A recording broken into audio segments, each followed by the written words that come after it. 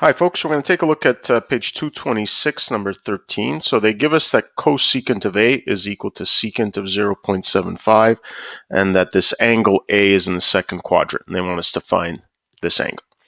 All right, so as soon as you see two trig ratios that are different but either equal to each other or negatives of each other, you should be thinking about your correlated angle identities. All right, now if you look on your formula sheet, you see that we don't have cosecant and secant. But you do want to think about how sine and cosine are related. So you have to remember that cosecant, secant are just the reciprocals of these two.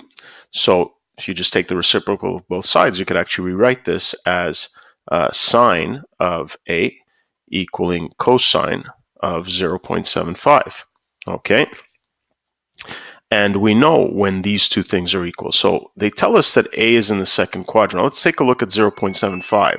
We see that 0.75, all right, well, we know that this is 0. This is pi over 2, but if we approximate it, so pi is about 3.14 divided by 2.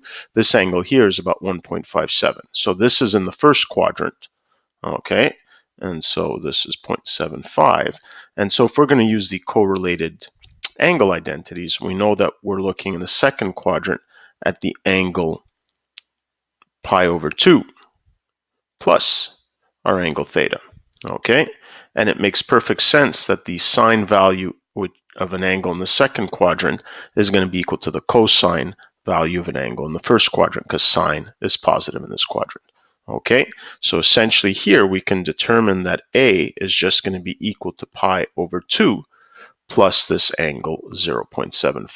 And if we want to approximate, this is about 1.57 plus 0.75. So this is 5 and 7 is 12, 5 and 7 is 12, 13, and then 1 and 1 is 2. So 2.32 approximately. Okay, now this makes sense because if this is 1.57 and this is 3.14 as an angle, well, it makes sense that 2.32 is somewhere in the second quadrant. All right, so just to recap, as soon as you see two different trig ratios that are either equal or negative to each other, you're going to be thinking about your correlated angle identities.